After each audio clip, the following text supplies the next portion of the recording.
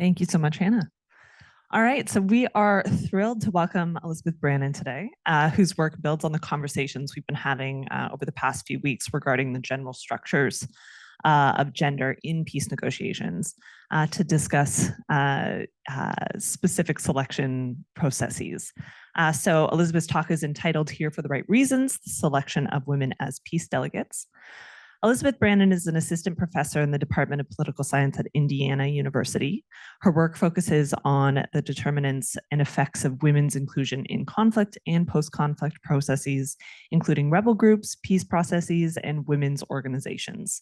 Her research examines how women are selected, why they are selected, and how their individual experiences influence both their behavior and the outcomes of those processes. Elizabeth previously held positions as an assistant professor at Texas Tech University and as a postdoctoral fellow with a joint appointment at the Joseph Corbell School of International Studies at the University of Denver and at Oxfam America. She received her PhD from the Department of Political Science at Michigan State University in 2021. Her work has been published in the Journal of Politics, Journal of Peace Research, International Studies Review, and Political Research Quarterly. So our speaker today will present for 50 minutes, and then we'll have 25 minutes for questions from our audience. We ask that you hold your questions until the end. For those of you on Zoom, please type your questions into the Q&A function, and Alex will be managing that online Q&A. We ask that any audience questions be very brief, be on topic, and please be posed in the form of a question, and also related to our presenters' research. Always a novel caveat for that one. So with that, thank you so much. We're so excited. And please join me in welcoming Elizabeth Brannon.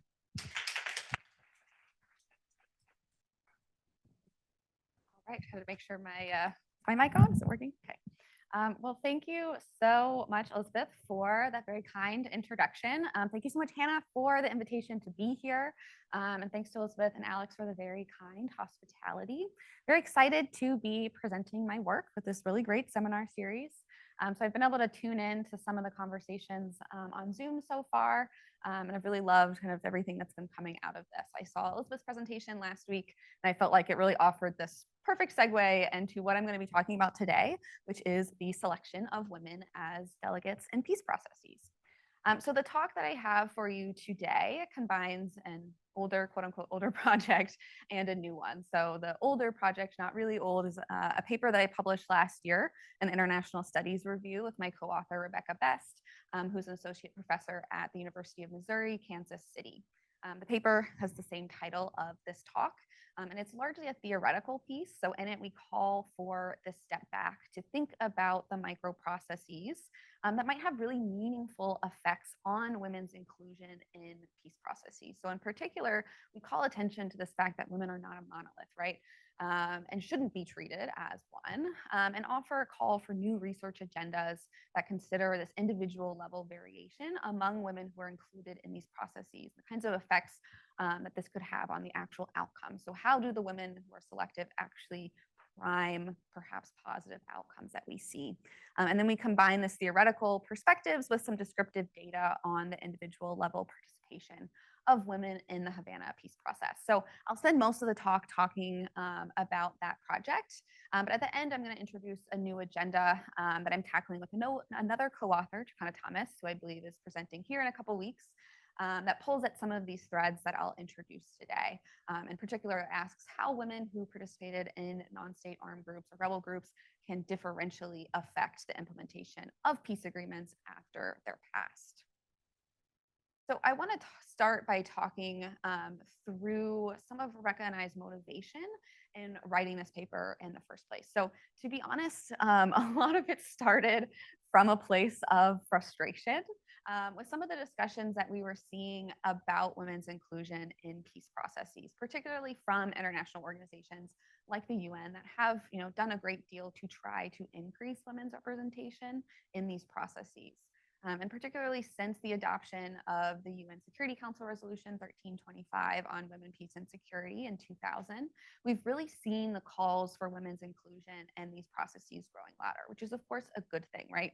But in making these demands, these organizations have a very tough job of getting actors on board who would otherwise really see no benefit in opening up seats for women, or who actually might perceive this as very much being a threat to their interests and the status quo. So in trying to get this buy-in, it felt like from our perspective, there was really important nuance that was being lost in the conversation, right? So there was such an emphasis on this idea, as well as the empirical evidence, that having more women in the table would lead to better outcomes, that at times it felt like it would turn into this essentialization of women's place in the peace process. And also kind of simplified this relationship between gender and peace in a way that also felt essentialized, and assumed that women who actually get a seat at the table are going to be committed to women or committed to peace at all. And this didn't really sit right with us for a number of reasons. One of these being that given study, which is very much focused on the role of women in rebel groups and the organizations that develop out of these rebel groups after war, it didn't seem right to assume that the interests of, say, a woman who had been engaging in peace activism during war would be the same as a woman who had been fighting alongside these non-state armed actors throughout the conflict. So these women face very different challenges during and after war. Their interests are going to be different because of this. And it also seems like they'll bring something different to the negotiating table as well because of these experiences. So all of these thoughts and issues that Rebecca and I had swirling around kind of led us to start thinking about selection effects. So in the literature that we both worked in international relations, we often talk about this challenge of selection effects in our methodological approaches. So it's this idea that the case we have secured our data from could be censored or partially observed, right? So it's not that our selection is non-random necessarily, but there might be some unobserved variable that is influencing the sample that we have. So we can't always observe factors that are influencing this effect that we actually are seeing. So we started wondering if there could actually be a selection effect at work here when it came to women's inclusion in peace processes and their positive effects on peace. So is it that women's inclusion leads to positive outcomes for peace, or is it that the women that we are selecting themselves have some unobserved quality that is then creating this effect on peace? So in other words, is it women, any women, that are going to have these monumentally positive impacts? Can we just add women in STIR? Or is it that women are being selected who have this predispositioned quality about them for whatever reason that might actually lead to this positive effect? So based on all of these thoughts, we came to what felt like this idea that we needed to take a step back and question some of the assumptions that we were working with. And primarily, we felt like it was very imperative to ask how women are actually selected for peace processes. And then more pertinently, how does the selection process or these selection effects that are created actually impact the outcomes that we are observing? So like I said earlier, in this project, we take a largely theoretical approach. And we do this for two reasons. So first, and perhaps just most simply, we felt that this was an important question that needed a large theoretical framework that could be carried across the body of work and start opening up conversations about this in the academic literature. So we wanted to call for a broader agenda that would develop out of this to look at these micro level processes. And second is a methodological challenge, right? So the first component of these questions, which women, is focused on something that is very hard to observe. So how do we capture the population of women who could have been considered and determine what forces led to their selection? So we're starting kind of where we can, and it is our hope that some very smart PhD candidate will come along and pick up these questions and find very brilliant methodological ways to capture these selects in the future. So I'm going to talk very briefly through about the motivations for women's inclusion at the group level. And then I'll introduce this theoretical framework on the selection of women delegates. After that, I will present some descriptive individual level data on women who participated in the 2016 Havana Peace Talks between the FARC and the Colombian government. And then at the end, with the couple of minutes I'll probably have left at that point, I'll move on to some recent research that I've been developing with a co-author that tackles some of these big ideas in an implied way. So broadly, we have a lot of great scholarship that emphasizes why women get a seat at the negotiating table in the first place, right? So we typically see two kinds of demands to increase inclusion, those that are coming from the bottom up and those that are coming from the top down. So bottom up demands mostly come in the form of local interest groups that are lobbying negotiating delegations to increase the inclusion of a certain group, usually their own group. And they're motivated by several factors. They want to ensure that their interests are represented. They want to diversify the interests that are represented at the table, given that most people selected will be of some kind of elite status. And they also just might not trust the delegates to actually reach an agreement, right? And then there's also top-down demands. So we see top-down demands for increasing inclusion coming from a variety of actors, but typically from international organizations like the UN, but also from NGOs and sometimes other states. So they might be motivated to have a more representative delegation in the hopes that this will facilitate more domestic buy-in. They also might hope that including certain groups will lead to an expansion of rights for those particular groups. And then related to women's inclusion, since the passing of UN Security Resolution 1325, they have been motivated to meet the demands that were set out in that resolution. And then finally, given that we know that there is this empirical relationship between women's participation and better outcomes for peace, now we are seeing these calls to include women because they want to capture those positive effects, right? They want to have a successful peace process that leads to long-term peace. They're calling for women's inclusion to help ensure that that happens. So we situate ourselves in this work and really emphasize that we have to move beyond these group level motivations then and go to the individual level. So who is selected? Does it matter? And how does the selection actually influence the power and influence that these women have over the process? So with these questions in mind, we then set out to understand why specific women might have been selected for peace processes. And generally, we found that there was very scarce discussion of this beyond perhaps case information on how a specific woman might have gotten a seat at the table during a peace process. A notable exception to this would be Thania Pfaffenholz's very amazing work, where she differentiates selection criteria and selection processes. But otherwise, we weren't seeing, at least from what we were finding, a lot of discussion about these general processes that led women to get to the table. So we used a reflexive approach where we surveyed all the existing work and these discussions, and we identified 4 processes out of this. Now, these are not mutually exclusive processes. There could be more than one of these happening at once, and they're also not exhaustive. So these are 4 most common that we came across, and I'll go through each of these in detail. So first, we have reliability, where women are selected based on their ideological positions or group level loyalty. Qualifications, fairly self-explanatory, cases in which women have extraordinary professional experience that makes them a good fit.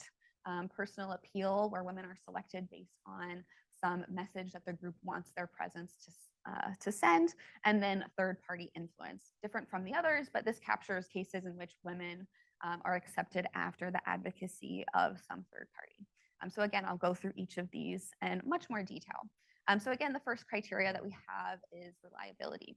So this represents cases where selection is based on the belief that individuals are going to be reliable to the ideological stances or broader values of this group that they're representing. So women might be seen as reliable due to some kind of ideological purity or consistency, particularly with male leaders. Another way of assessing reliability would be through personal connections or some kind of reliance upon male leaders.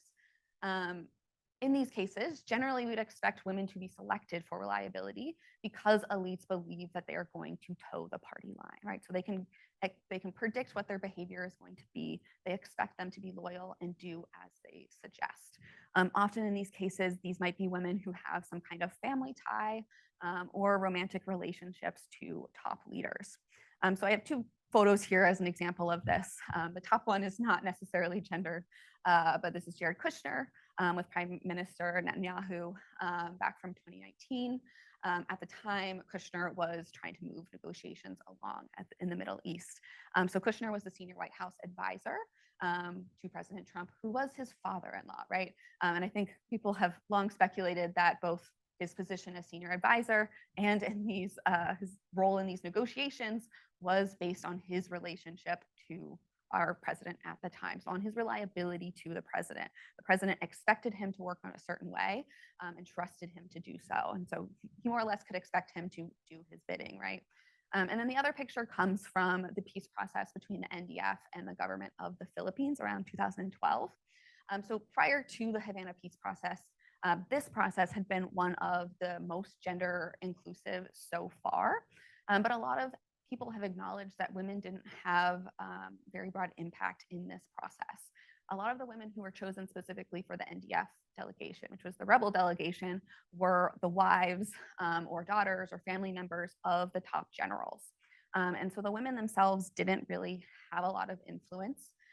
We saw attempts to draw coalitions between women across aisles, and these largely failed. And a lot of critics have said it was because these women that were selected for the NDF were loyal to those individuals and the party above all else.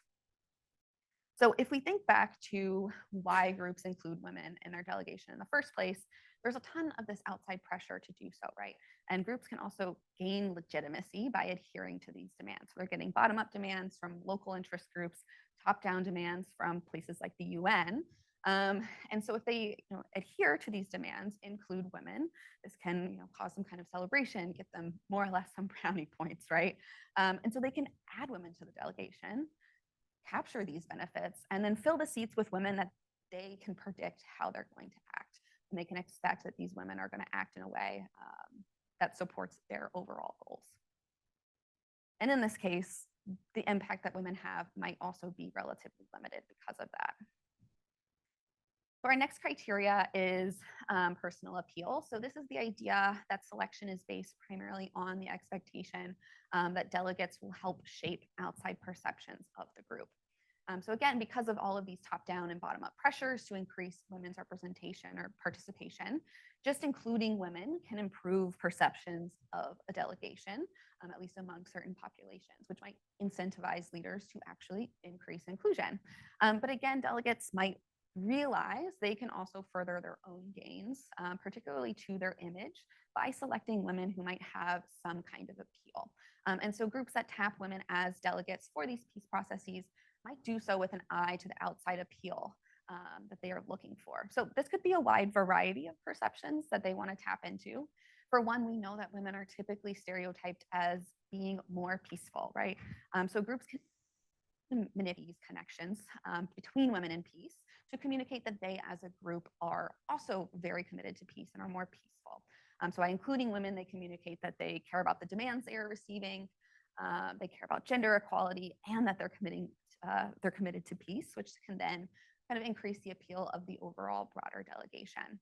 Other broader criteria that could be drawn on as well might be attributes like physical attractiveness, youth, relatability, femininity, also apparent victimhood, particularly if an individual person was victimized by the opposing delegation. They can use this to highlight the crimes of their opposition. I have this picture here from the FARC delegation in the Havana Peace Talks, and I'll discuss this a lot more when I get to the descriptive data, but a lot of scholars have noted that FARC had this media heavily featured women delegates. To wonder if they were putting women up front in order to kind of feminize their overall image and hopefully improve perceptions of the group. Now, the next two criteria are far less pessimistic. So like anything else, like standard hiring processes, the selection of peace process delegates likely will be based, at least in part, hopefully in large part, on factors like qualifications, past achievements, professional networks, this kind of thing. So individual women might be selected because they have professional experience in education that is very relevant to the process. So simply they're picked because they're qualified. But there's still some challenges here for women that gender this process. So this qualifications-based selection process at least might be superficially similar for women and men. But as we know, these processes are often riddled with some kind of gender discrimination. So women's qualifications are often evaluated differently. We know, for instance, from a lot of the research on women political candidates who are running for office, women have to be a lot more qualified than men to or have to have a lot more achievements, I should say, to be viewed as qualified in comparison to men. Another challenge for women in regards to peace delegation is that these delegations are often looking for the types of qualifications that women, where women are likely to be underrepresented. The main one being military experience. So a good example of this would be the Oslo peace process. At that time, somebody was asking Israel's deputy former foreign minister why women were absent. And he responded by saying, well, women don't reach the highest ranks of the military. The military plays such an important role in war, but also peace. And so because of this, women just don't have much to say in this process. That was his justification. I also have this picture here of Joseph Kony. I think this was taken as they were preparing for peace talks with the Ugandan government. Those peace talks, of course, eventually fell apart. But prior to that, the delegation for the Ugandan government was being selected primarily on posts. So things like defense minister, chief of staff of army, this kind of thing. And at the time, women didn't hold any of those positions. And so they were largely absent from their delegation. We see similar effects with education. So delegations also typically want people who are highly educated with advanced degrees. So a lot of cases, especially in kind of war contexts, we see women that have very active and influential careers in things like civil society activism, peace activism. And these women often express a lot of frustration that they are disadvantaged compared to women academics because these delegations want people with PhDs and overlook people with real on-the-ground experience to privilege that experience or that education. And then our final selection criteria, this differs substantially from the first three, and that women here aren't necessarily selected by or appointed by the parties, but instead they might be included after pressure from some kind of third-party actor, like an international actor or some civil society group. So we know in particular from Jana Kraus's really great work on civil society groups that these organizations can be very influential in peace processes because they have a much better understanding of community needs. So even in instances in which they have pretty limited access, civil society groups can negotiate their way into talks, especially if they are viewed as legitimate and popular, as such that their approval of whatever's going on in the process will lead to greater approval by the public or vice versa, right? So when these groups have enough of an influence, they can often negotiate their way into the peace process. Okay, so to actually evaluate how these selection criteria could be reflected in real peace processes, we collected some descriptive data on the Colombian peace process. So the parties came to the negotiating table originally in 2012, and at this point there weren't any women on the government's negotiating team, and the FARC only had 2 women included as collaborators. So as you can imagine, there was a lot of backlash at this point, and both delegates responded by appointing more women as negotiators. In 2014, a gender subcommission was established that focused specifically on issues relating to gender and women.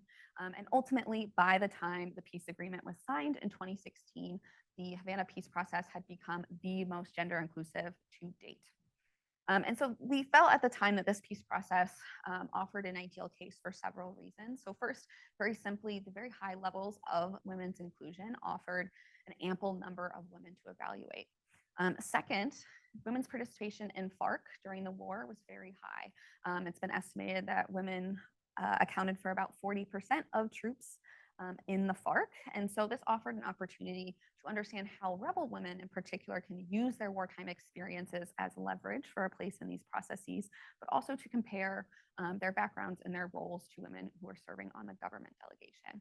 And then finally, just logistically, given the recency of this process and the high levels of media attention, it was feasible to find individual level detailed information on the people who participated. So we set out to create a data set on the background and delegation roles of the women and men who were selected as delegates for both the government delegation and the FARC delegation. So in total, we were able to collect data on 117 women and 69 men. So 77 of those women served in the government delegation and 40 of those women served in the FARC delegation. So to collect this data, we first found lists of delegates for both parties. And unfortunately, none of those lists had information about the men who served on the FARC delegation. So we weren't able to collect data on them, very sadly. I think it would have been a very interesting comparison point, but we do have data on the men in the government delegation, and we have data on both the women in the government and FARC delegation. From there, we collected their names, or after we collected their names, we then coded background information on these individuals, including their gender, their age, their education level, and relevant professional experience. And then once we collected the data, we went through and considered to what degree any of these patterns aligned with the selection criteria that we discussed. So I want to emphasize again that this is just a descriptive analysis, looking to see if there are patterns here that do suggest, like we have argued, that we have to step back and consider these selection effects. We don't have information on the pool of candidates of women who could have been selected. So we can't formally model any kind of selection analysis here, but hopefully that could be done in the future. So I'll go through some of the patterns that we found that stuck out. Oh, and finally, I did want to mention, so because we only have information on the actual delegates for the government and for the FARC, we don't in this section go through third-party influences because we weren't seeing that occur in either of these delegations. So in the Colombian peace process, we did see several delegations of individuals who certainly were influenced by third parties. So they had several delegations, for instance, that were all composed of victims from the war. I think there was 3 different of those delegations. There was also delegations for other states that were intervening. But because we just look at the Colombian government and the FARC, we don't consider that factor, at least in this part of the analysis. So again, our first criteria is reliability. So this represents cases where selection is based on this belief that individuals are going to be reliable to the ideological stances or broader values of the group that they represent. So to discern reliability patterns, we look for group membership, roles within these groups, and any kind of familial or romantic relationships. So starting with FARC, of the 40 women that the FARC appointed to its delegation, only 5, or about 12%, had current or former romantic relationships with FARC commanders. 2 of these women were commanders themselves, and the other 3 held other prominent positions within the group, including roles in combat and international diplomacy. So even if those romantic relationships had influenced their advancement within the organization, those positions themselves also likely had brought relevant experience and qualifications that it might have enabled them to then serve as effective delegates. We only found 1 woman of the 40 that had a familial relationship that could have influenced her position. This person's father was a top commander, but had passed away in 2008. So again, it's likely that she might have benefited from this connection, and that might have influenced her advancement in the organization, but it might not have necessarily determined her place then later in the peace process. So overall, we actually felt that there was less compelling evidence to suggest that the women in the FARC were primarily driven by these personal connections and their placement. They might have had ideologies that likely aligned with these top party leaders, but this is very difficult to observe just based on this data. That being said, every single one of the women that was appointed to the FARC delegation had served as a guerrilla during the war. And so it's likely that there was some kind of general assumption that these women would be loyal to the party. And then looking at the government, there's much less variation here, there's much more variation here in backgrounds compared to women in the FARC delegation. So only about 20% of those had ties to the government. Others had come from kind of other professional or organizational relationships. We didn't see any kind of romantic or familial ties. And the women were very well distributed across working groups in the actual delegation. So they weren't concentrated in any one area. So again, here we didn't see a lot of evidence of reliability at work here, though again, it's harder to capture without interviews. So next is personal appeal. So this is the idea that selection is based on the expectation that delegations are going to help shape outside perceptions of the group. So with both FARC and the government delegation, it's likely that they could have then received this boost in perceptions due to the very high levels of women's inclusion and the assumption that these women might be dedicated to peace. So on the outside, it might serve to look like these delegations are really committed to reaching some kind of peace deal. And beyond this, we didn't really come across much that suggested that women were being selectively appointed on the government side, at least to boost personal appeal. FARC, on the other hand, had a very clear media strategy to promote the role of women in their delegation and to humanize these women and kind of recreate their image from one of guerrillas to one of kind of regular women who want to move on with their lives and do traditional things, go to school, have a family, this kind of thing. So for instance, I have this screenshot here from this article that was put out in 2016 from The Guardian, where they had these profiles of the women who served in FARC and were at that point engaged in the peace process.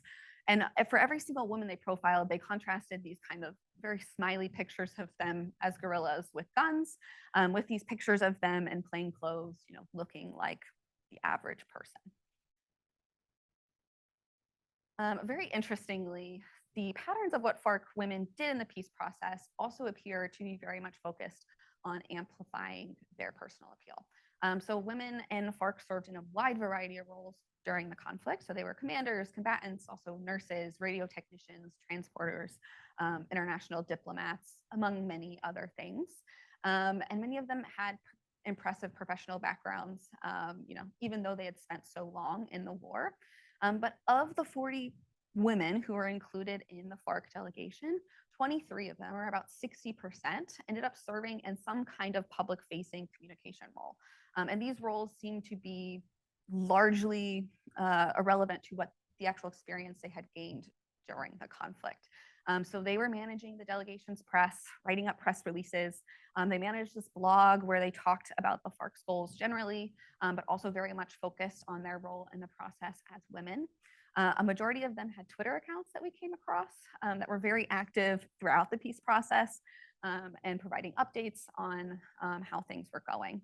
And then other scholars have made very similar comments that since the end of the peace agreement, that women's inclusion really served as kind of a big PR strategy for the FARC, and that they use these women to kind of manage their image both domestically, but particularly internationally. Okay, and then the last criteria that we consider in the Havana Peace process is qualifications.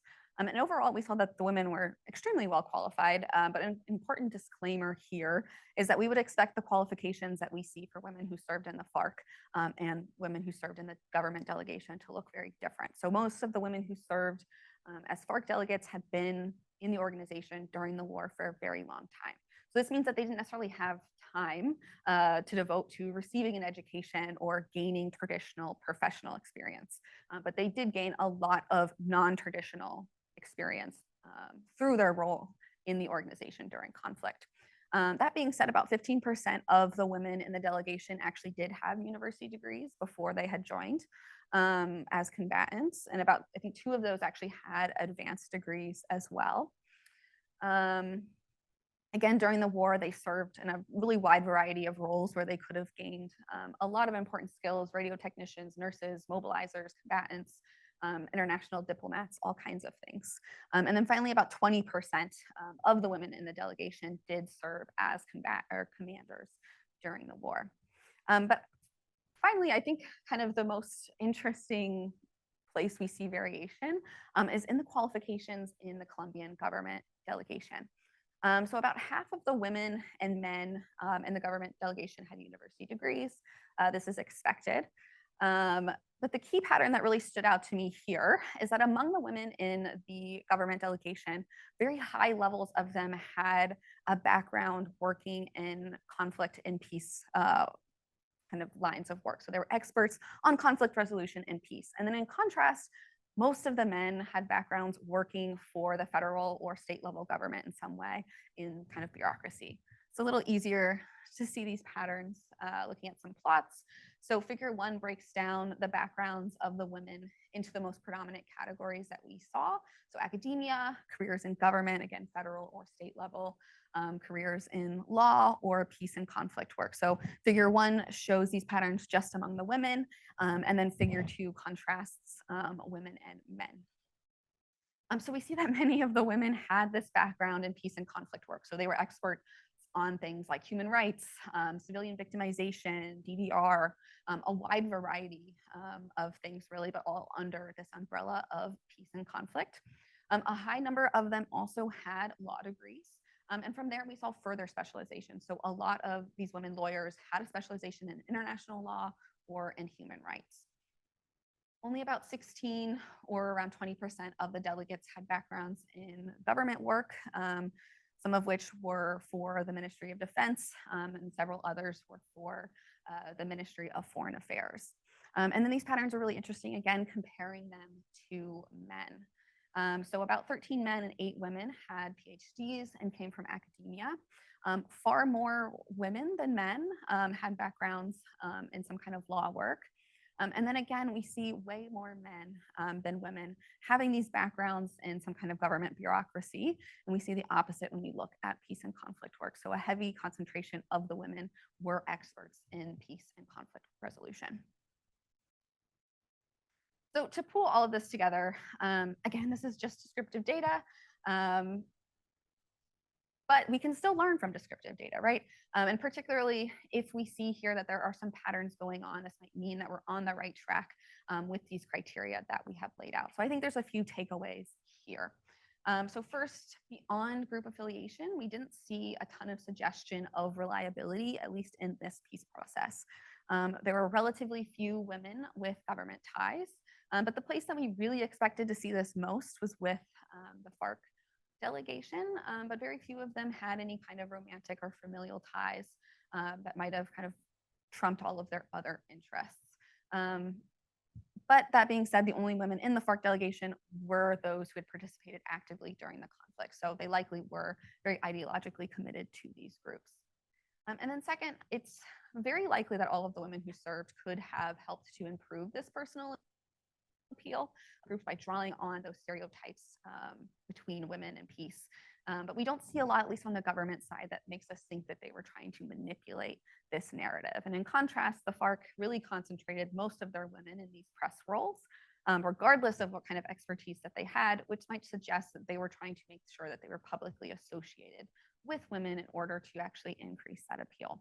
And then finally, women included in the FARC and the government delegation were overall very qualified, but the backgrounds varied significantly among particularly those in the government delegation. So women predominantly had these backgrounds in peace work and men predominantly had bureaucratic backgrounds. So I can't say much more beyond the Colombian case using this data, but I do think that it makes this idea that women's inclusion can lead to better peace outcomes more obvious. So if most of the women who are being included are professional experts in peace and conflict, then of course they're going to have this positive outcome on the peace, or this positive effect on the peace process itself, right? So it very likely could be that there is something about the women who are primarily being selected that is helping to lead to this association to better outcomes for peace, such as it being more likely that the actual agreement is signed, and also that it is actually implemented. So from here, we go on to propose, based on our theoretical framework and some of the descriptive data, the need for several research agendas coming out of this.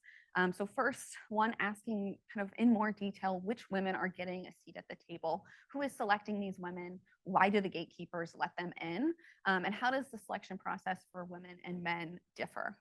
And then second, how do individual backgrounds of women selected for the peace process actually determine the outcomes?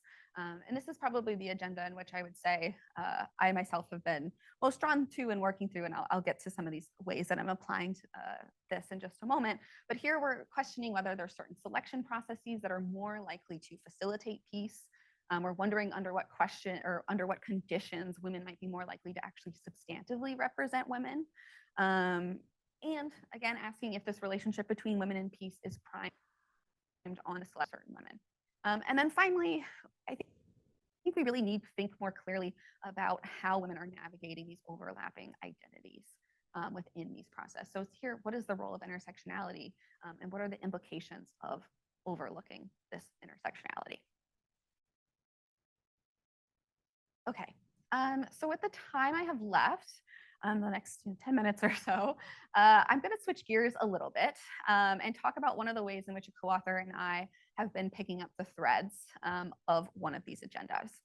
So a lot of my research beyond this project is focused on the post-conflict political engagement of former rebel women, so women who have participated in non-state armed groups or rebel groups during war. So I'm interested in how their wartime experiences do or don't motivate them to be engaged politically after the war, and what opportunities that they might have to actually engage if they are interested to do so.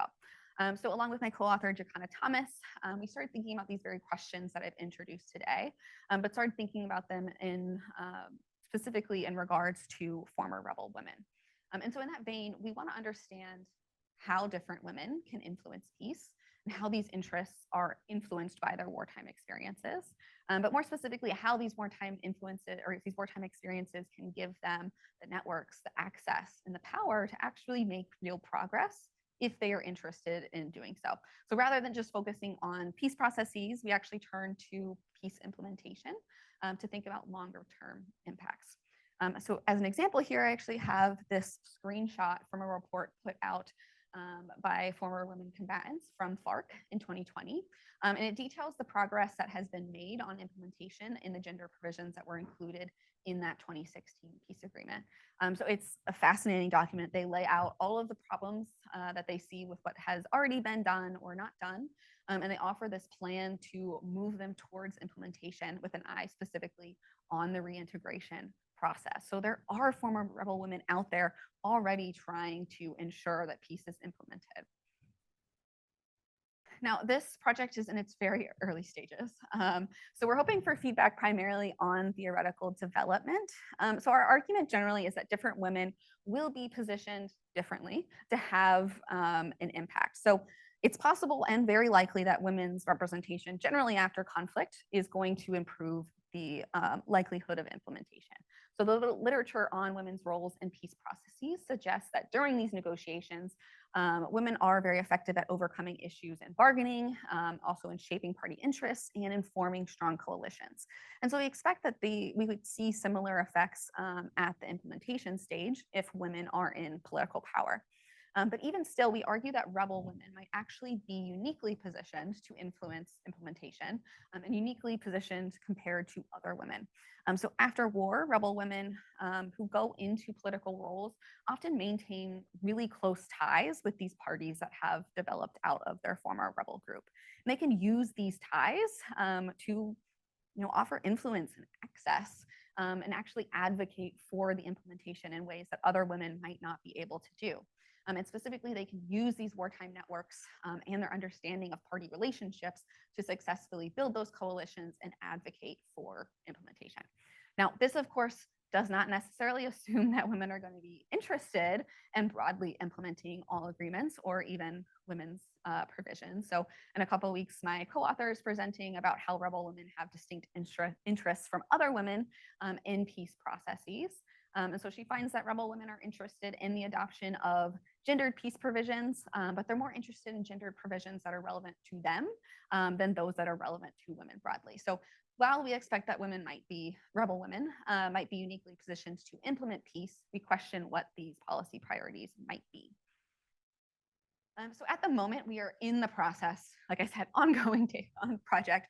We're in the process of collecting more data on the implementation of peace provisions, particularly gendered provisions, using the PACS data set as a basis.